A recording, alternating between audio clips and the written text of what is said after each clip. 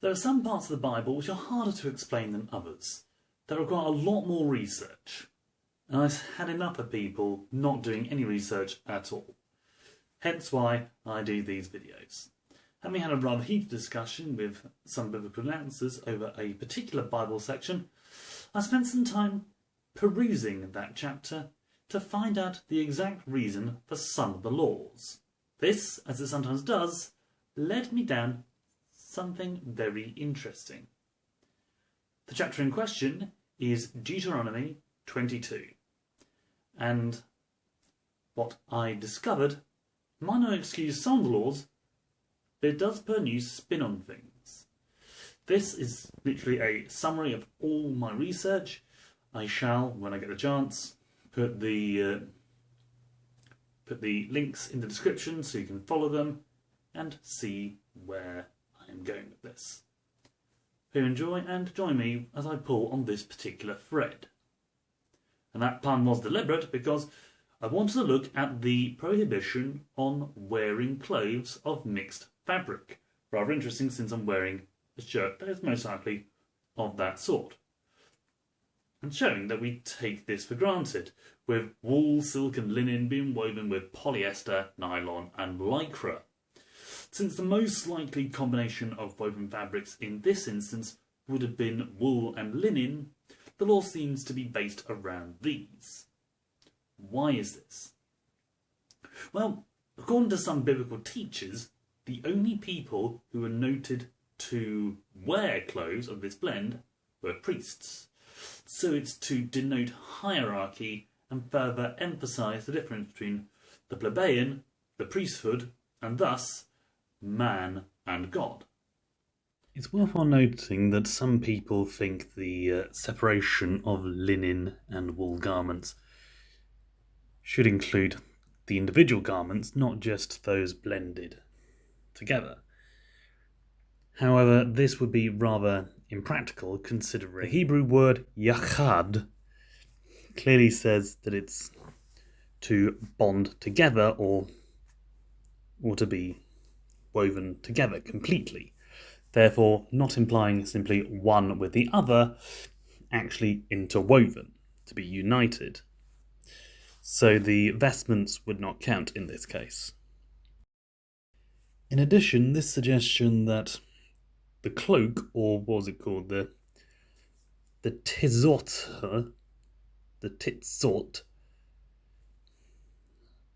will be more likely a draw cord made of linen rather than of a linen blend.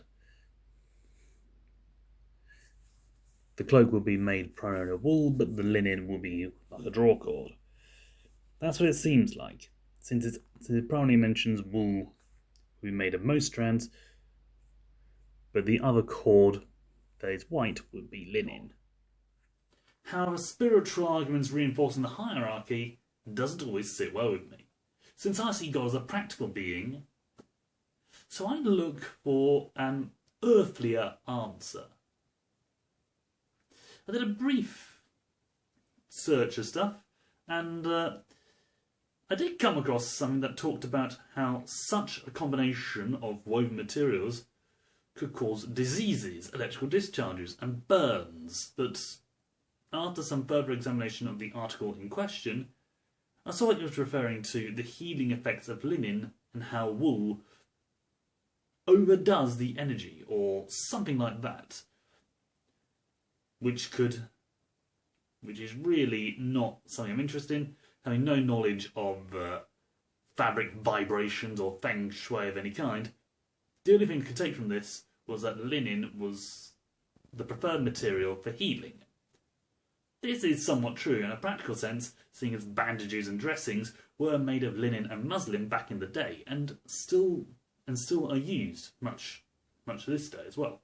Linen is still a very useful piece of material. It's hard to see if there's anything to back this up, or even if there's anything about blended fabrics. So I decided to look at what blended fabrics are out there. And here's where I found something interesting.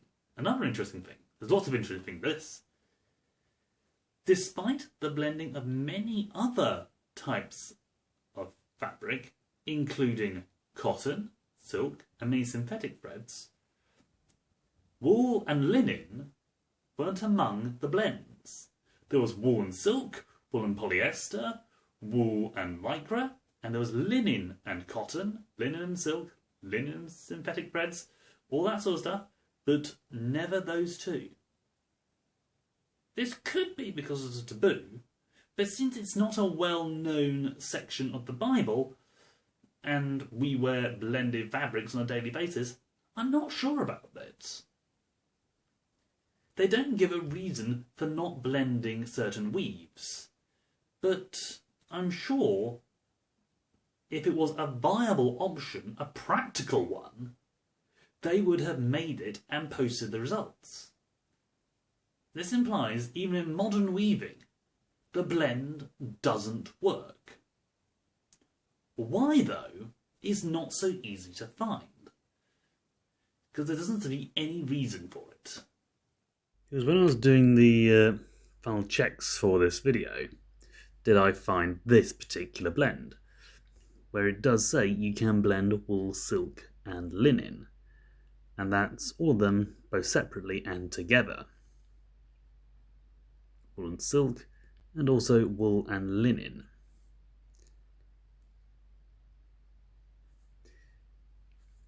I sort of wonder whether that would have been... Yeah, it often maximises comfort during warm summers when you wear it, though it does say ideal for the breezier time of months. Whether or not they are setting it correctly or just not entirely sure when it's going to be useful for, one has to wonder if it is indeed such a good material, since that's the only one I've been able to find that has any suggestion of blending wool and linen. And it does, often blending it with other natural fibres such as cotton or silk. I started to see if it was down to the manufacturing process, which led me down the whole how to make path, which can result in a slew of videos saying, yeah, you're interested in that, you could be interested in this, so I warn you, that's a dangerous path. But it does lead to interesting things, and it's a good thing to look at anyway, particularly if you work in heritage. Wool is an animal product made from the fleece of various animals, typically sheep, but several small bovids, such as goats, yaks and muskox, camelids, such as camels, llamas, alpaca and huanacos, and even a breed of rabbit can give serviceable wool. Once cleaned, the wool is carded to untangle the fibres, spun into yarn, and then used to weave clothes. This is fantastic for cold weather clothing, washes fairly easily, and can be dyed many different colours. Linen, on the other hand, is a plant material made of flax, a perennial plant that can grow in dense clusters in a good range of climates. When it is grown to full length, it is harvested by pulling up from the roots, and like many plants harvested for their fibres, soaked in water for a few days, dried, broken to separate out the inner fibres from the outer plant fibres, and then run through the coarse comb to separate the raw linen, which can also be woven into thread. The cloth can be loosely or coarsely woven and makes good warm weather clothing. As I also mentioned, it is great for bandages, and the string is excellent for bows. Now, I did wonder if the processing of the fibre made one more expensive than the other, whether the yield would make a difference, or if the availability of one made it more of a luxury and hence blending would have been unlikely and also unsustainable. I didn't see any of that, but I did find 3 interesting things that helps make sense of this. Firstly, linen thread has a higher tensile strength. I didn't find any general consensus on the tensile strength of linen compared to cotton, or even wool for that matter, but some say 3 times, some say 4, but wool is generally not as strong as linen, making a blend of those two a bit detrimental to the one that is stronger. Second, wool seems to be used mostly for insulation and is common in carpets, clothing and blankets, whilst linen can be used in a wide array of products that make use of its close weave and strength, including, as mentioned, bandages, bowstrings and head coverings, making it very popular in the Middle East. Thirdly, linen gets softer and shinier with repeated washes, whilst the general advice for wool clothing is wash rarely, air often. Hence why linen is great for underclothes, whilst wool is good for outer garments. They have different purposes, different washing styles, and also different strengths. So, you could call it segregation. I would call it being practical about their uses. Granted, they could also be because it's trying to avoid confusion or association with other local pagan tribes. Apart from the mixing of threads to mark out someone who could very well be a spy or an assassin, I don't see that being relevant, really. Some people say that there is also a connection with the other tribes, therefore not blending things together, not blending cultures. But since the passage later on in Deuteronomy says, "Do not plough with an ox and a donkey yoked together," that seems to imply use the strengths of one for another, because the ox is much more powerful than a donkey. Therefore, they should not be yoked together. It's not about blending cultures, it's more about making sure things do not become tangled together and therefore harm each other. So, looking at these pros and cons gives you an idea of why these two are separate. But interestingly enough, I found another thing which links back to another thing in Deuteronomy 22. I saw a reference to stains. I don't remember if linen held them or lost them when washed, but I'm pretty sure it was held them. And that made me remember a section of Deuteronomy 22 that was the subject of a particularly heated discussion. Verse 20 says, "If no evidence of virginity is found in the young woman, she shall be stoned to death." This sounds barbaric, and even when you consider that STDs would have been in consideration, and the evidence is looked for rather than someone's word believed over another, there are people that will just refuse to accept the need for such drastic measures, and quite frankly, I can't blame them. However, this is where something stood out to me. In verse 15, something which people often look over and just not consider at all, it says that the parent provides proof in the form of a garment. The Hebrew word here is similar, or something like that, implying a wrapper or mantle. This could be her nightclothes, the sheet that she slept on, or even a tampon of sorts.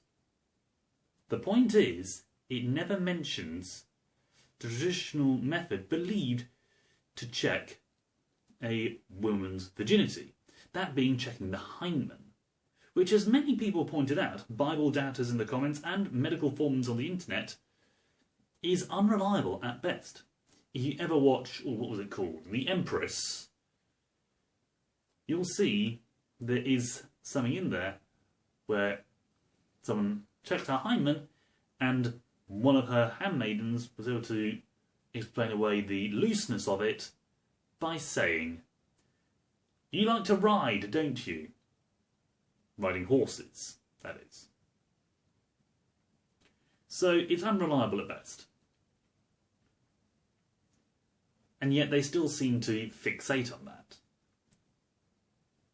So why would the clothes of a young woman be proof of virginity?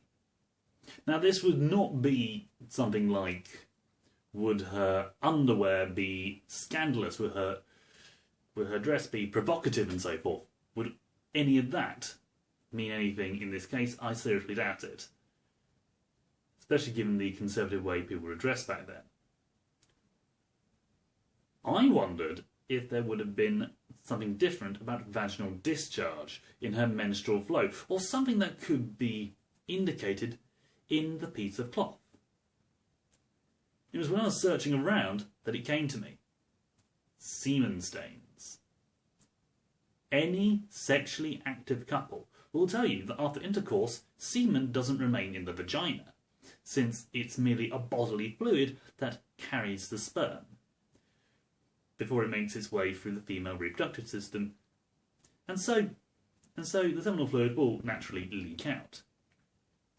How long that takes isn't something that I've been able to find out, but I'm guessing, depending on position and activity after ejaculation, a couple of hours at most. That would be more than enough time for the sheets, underclothes or modesty cloths of the woman to be stained. But surely enough washing would get rid of the stains. Well, interestingly enough, again interesting, when searching I found an article that states semen stains can be used to identify the perpetrator of a sexual assault even after multiple washings of the victim's underwear. This was cotton underwear, but in comparison of the two, linen soils easier than cotton, and over time stains remain longer. Whilst I'm not suggesting in the slightest that the people of ancient Israel in the Bronze Age had any ability to use DNA sampling to show that yes, this woman was sexually assaulted by someone or something like that, it does show they understood that a stain on a garment is more of a indication of a woman's virginity and her fidelity than any check of the nevers. This is the point I'm trying to make here. It seems instead of looking up a girl's passage, an examination of the clothes or sheets will provide the proof needed. Like anything, if you know what you're looking for, you can see it if it's there.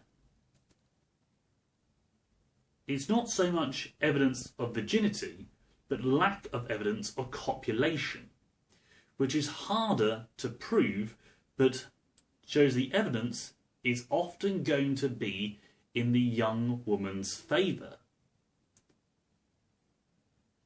I suppose in a way, that's why the punishment for the man is less harsh than for a woman. Because the man didn't want to risk spreading sexually transmitted diseases or try to hide it. And so is bound to protect the woman, and also is bound to protect the woman's honour should he be wrong and lose more money in the case of fines. The woman, on the other hand, would most likely have tried to deceive the elders by hiding the evidence, hence why her parents would have had to bring it to the elders. True, it's harsher to stone her to death and merely fine the man, but if you're risking spreading STDs, you can't take any chances. And since they do all manner of things just to protect people from STDs, including burning homosexuals, it's something to be aware of. Could a man jack off over the girl's clothes, and hence plant evidence? It is possible, but I'm sure that would be questionable at best, since odds are the man would have slept with the woman at this point already. Also, in those days, the woman would have stayed with her parents until the day she is married, and then moved in with her husband. So the clothes to be inspected would have been at the parents' house, not at the couple's house.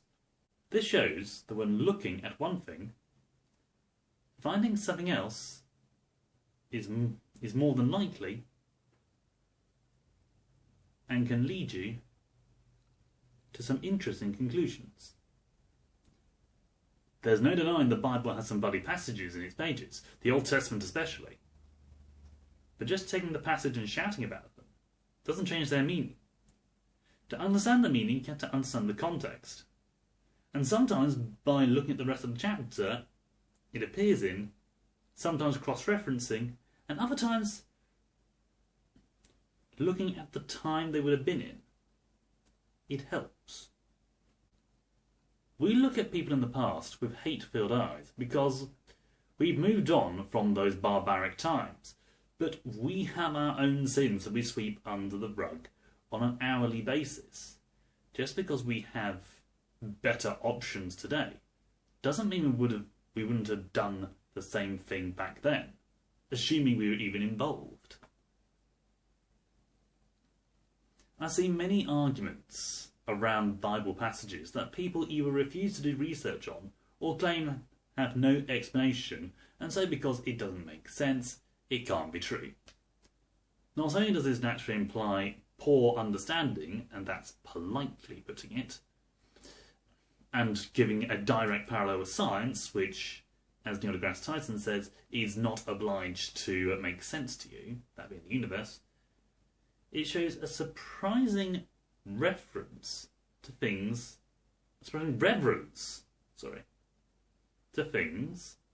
that they say should be questioned the most. Just listening to one person give an explanation and say, no, that's terrible, and then move on, shows you're actually trusting their view on it more than your own. If you don't understand that, that's your problem.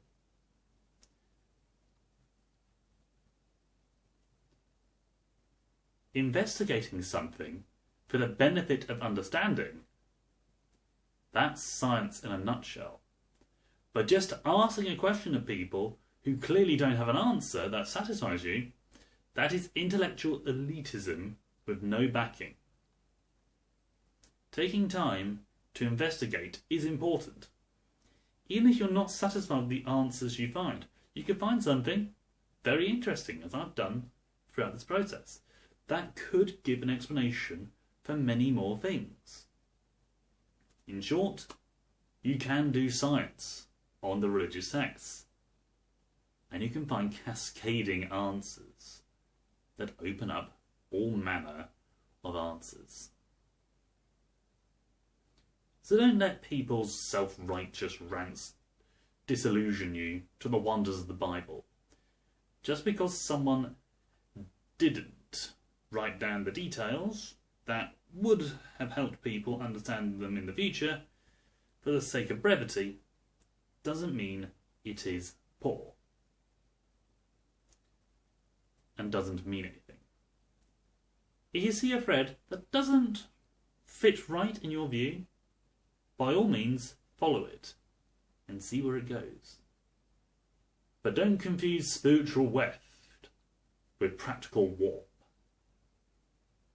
So keep searching. Stay humble, stay safe, and God be with you, my friends.